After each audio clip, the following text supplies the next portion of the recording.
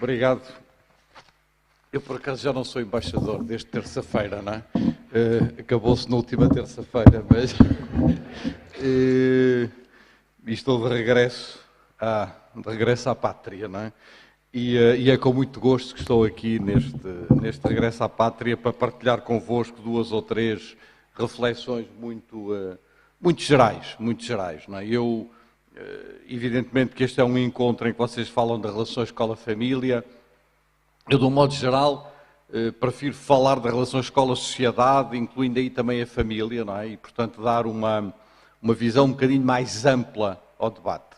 Pediram para fazer um breve apontamento de 10 ou 15 minutos e é isso que eu farei de forma muito genérica, não é? Talvez para vos dizer que, num certo sentido, eu vou fazer uma caricatura do passado, mas que, num certo sentido, com a pandemia terminou aquilo que nós poderemos designar como o longo século da escola, não é?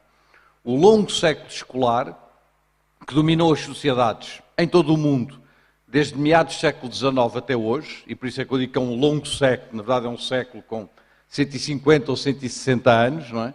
Um século que começa em 1850, 1860, 1870, não é? Esse século da escola que começa aí, não é?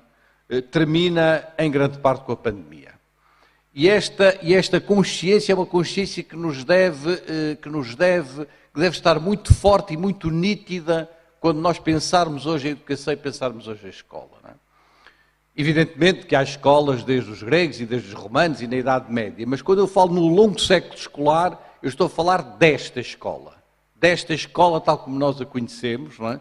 E foi justamente nesse período, 1850, 1860, 1870, nessa fase, que em todo o mundo se criam os Ministérios da Educação, que se fazem os primeiros edifícios escolares. Nunca ninguém tinha feito um edifício para ser escola antes da década de 1850 e 1860, que se constrói a formação de professores, através do que na altura se chamavam as escolas normais. E normais porquê? Normais porque se destinavam a normalizar o ensino, a normalizar a estrutura da escola, a normalizar a pedagogia, a normalizar a didática, a normalizar o trabalho dos professores, naquilo que alguns de nós, historiadores, designamos pela ideia da escola do não é? Uma sala de aula, um professor, uma turma, uma disciplina, uma lição de uma hora, etc, etc, etc. Portanto, esse longo século escolar, que talvez pudesse ter como duas referências, estou a fazer uma caricatura em 10 minutos, como duas referências, a ideia da escola enquanto edifício que funciona relativamente separado, não é, do resto da sociedade, um edifício autónomo, não é, um edifício muitas vezes dentro de muros, não é? A ideia da escola, por um lado, e a ideia, por outro lado, da sala de aula, isto é, dentro da escola o que é que há? Há sobretudo salas de aula, o que um historiador americano chama o modelo da escola como o modelo da caixa de ovos, não é? Isto é, as escolas são construídas tipo caixa de ovos, há caixas de ovos para 6 ovos, para 9 ovos, para 12 ovos, para 18 ovos, portanto, no fundo a escola é uma multiplicação de salas de aula, não é? Esta escola assim concebida, esta escola assim construída, é uma escola que, num certo sentido, acabou com a pandemia. A pandemia acabou com esta escola, não é? Simbolicamente. E está a abrir-se hoje, não é, uma nova realidade escolar, uma nova realidade educativa, que em muitos aspectos pode vir a ser muito pior do que o que tínhamos, talvez possa vir a ser melhor também. É isso que alguns de nós, e em particular é um conceito que eu tenho utilizado, chamamos um novo contrato social da educação. Isto é, esta escola, este longo século escolar, construiu um contrato social em torno da educação, contrato da escola obrigatória, da escola toma conta dos nossos filhos, de uma determinada organização e de um determinado modelo escolar, que num certo sentido chegou ao fim, não é? O que estamos hoje perante o debate em todo o mundo é da construção ou reconstrução de um novo contrato social da educação, não é?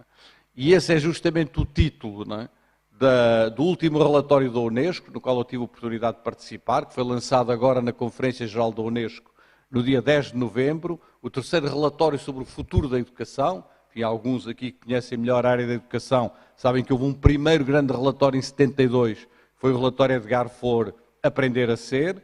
Um segundo grande relatório, que foi o relatório de Lora, em 96, que era Educação, um Tesouro a Descobrir, e acabou de ser lançado agora o terceiro grande relatório sobre o futuro da educação. Estes relatórios, mais ou menos, não é, foram publicados de 25 em 25 anos, não é, em que justamente o subtítulo é Um Novo Contrato Social da Educação. Não é? E falar deste novo contrato social é falar de uma concepção diferente da escola e de uma concepção diferente da sala de aula. Não é? O que é que isto quer dizer? Quer dizer que a escola, na sua configuração física e na sua configuração social, vai obviamente evoluir no sentido do que, eu poderia dizer, uma maior capilaridade, não é? Uma maior capilaridade no sentido de uma maior ligação com os espaços da família, com os espaços da sociedade, com os espaços culturais, com os espaços económicos, etc, etc, etc. Portanto, a escola que funcionava dentro, essencialmente dentro das suas quatro paredes, não é? Vai inevitavelmente criar relações mais fortes, mais consistentes com a sociedade. Com a sociedade em termos gerais, e por isso é que eu prefiro falar em sociedade. Claro que isso, por más razões, se notou muito durante a pandemia, quer dizer, com as crianças em casa, com as famílias a terem que se ocupar das crianças naqueles que eram tradicionalmente os horários escolares, etc. Mas independentemente da reação imediata a uma situação pandémica, há uma evolução que é uma evolução que vai para além disso, e que, num certo sentido, vai construir essa abertura da escola, que é absolutamente inevitável e que resulta também, já aqui foi dito, das tecnologias, resulta também do mundo digital, resulta também das mudanças sociais, resulta também de realidades que são talvez as realidades mais importantes para pensar a educação no futuro, que são as mudanças demográficas, que é o aumento da esperança de vida, que é as relações intergeracionais, que é o facto de hoje já vivermos em sociedades em que 4 gerações habitam o mesmo espaço. Tudo isto era impensável, não é? Há 20, há 30, há 40 anos, e essa realidade vai alterar-se profundamente nos próximos anos. Alguns, e são muitos, dizem mesmo que a escola vai acabar. Vocês hoje encontram na literatura internacional um manancial importante de reflexões que apontam no sentido do fim da escola a médio prazo, não é? E da sua substituição por outras formas de aprendizagem, noutros lugares, noutros espaços, etc. Outros, que é o meu caso, defendem e batem-se por uma renovação da escola, mas não pelo fim da escola. A escola, na minha opinião, precisa de ser protegida, não é? E precisa de ser protegida, e isto para mim é um ponto importante e às vezes difícil de explicar, e sobretudo neste contexto em que estou aqui neste debate, precisa de ser protegida como qualquer coisa que é diferente da família. A escola não é um prolongamento da família, a escola tem que colaborar com a família, mas a escola é diferente da família e o seu espaço e a sua realidade é importante para as crianças e para os jovens, justamente por ela poder ser diferente da educação que se faz dentro dos espaços familiares. Não é? Uma escola que seja apenas um prolongamento da família é uma escola que talvez possa ser substituída por outras dinâmicas, não é? E que talvez não tenha o interesse do ponto de vista da cidadania e do ponto de vista da socialização que ela deveria ter. E, portanto, há muitos que advogam o fim da escola, e vocês encontram uma literatura abundante sobre a morte da escola, o fim da escola, o início de uma nova era de educação, etc. Não é a minha perspectiva, não é a perspectiva deste relatório internacional que acabou de sair, em que nós dizemos que a escola tem de ser protegida e tem de ser transformada ao mesmo tempo. Quer dizer, que há uma lógica de proteção e de transformação nesta escola. E a lógica da transformação da escola é uma lógica em que, obviamente, as mudanças pedagógicas, as mudanças curriculares, as mudanças no trabalho dos professores, as mudanças na relação com a sociedade são fortíssimas e são muito acentuadas. Não é? E talvez se possa dizer, brincando com as palavras, que à escola do que eu vos falei há bocado, vai surgir a escola dos vários ou da diversidade. Vários professores a trabalhar em vários espaços, em vários tempos, com vários grupos de alunos, em várias disciplinas, e portanto que a ideia daquela espécie de unificação que existia nos espaços escolares e nas estruturas pedagógicas vai dar origem agora a dinâmicas muito diferentes, não é? Com professores trabalhando colaborativamente, em espaços diversos, dentro e fora da escola, trabalhando colaborativamente também no exterior da sociedade, e isso cria uma possibilidade nova a esta relação escola-família que vos traz aqui hoje. Porque, na verdade, o grande problema da relação escola-família, que é um debate desde sempre, desde que se inventou esta escola no final do século XIX, é a dificuldade de encontrar estes mecanismos de cooperação perante estruturas muito fechadas, às vezes monolíticas, e que vivem muito viradas para dentro. Não é? A realidade da transformação e do fim deste longo século escolar, a criação deste novo contrato social da educação, é absolutamente central e absolutamente decisiva para conseguir pensar em novos termos e de maneira diferente a educação e a escola. Não é? Eu julgo que é nesse sentido que um relatório como este que a Unesco acabou de publicar pode ser útil.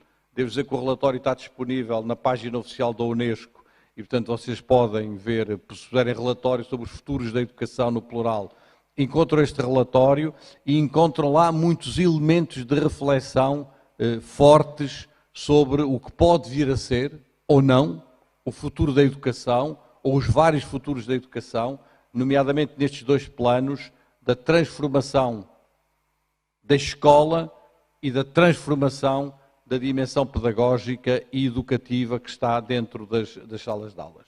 É essa transformação que, num certo sentido, permitirá um outro tipo de relação escola-sociedade e é necessária, é absolutamente crucial para o futuro que esta nova relação escola-sociedade se dê, até porque a educação vai inevitavelmente acontecer dentro do tempo e do espaço escolar, mas vai também acontecer de forma cada vez mais regular e sistemática fora do espaço e do tempo escolar. E esta ligação, esta multiplicidade ou esta diversidade de espaços e de tempos educativos vai ser absolutamente central. Central num tempo de mudanças demográficas, e as mudanças demográficas vão ser importantíssimas para a educação. Quer dizer, o facto de nós termos pessoas a viver até aos 80 anos, até aos 90 anos, até aos 100 anos, não é? Alguns já anunciam uma esperança média de vida de 120 anos. Não é? O facto de termos esta extensão demográfica vai ter consequências imensas sobre o domínio educativo e também das crianças e dos jovens. As mudanças no mundo do trabalho vão ter consequências imensas sobre as realidades escolares, sobre as realidades educativas, e esta relação escola-trabalho vai ser cada vez mais importante. As mudanças no mundo do digital, já aqui foram ditas, vão ter consequências importantíssimas e, obviamente, porque todos estão a pensar nisso, a questão do planeta, das alterações climáticas e da maneira como isso se integra no debate educativo e como os movimentos, nomeadamente de jovens a esse nível, se inserem nesse debate, é absolutamente crucial. Há outras mudanças? Mas estas 4 são mudanças absolutamente centrais, não é? A demografia, não é? O trabalho, não é? O digital e as alterações climáticas, e elas vão ter um impacto fortíssimo sobre este novo contrato social da educação. Eu julgo que é um debate que temos de travar, não é?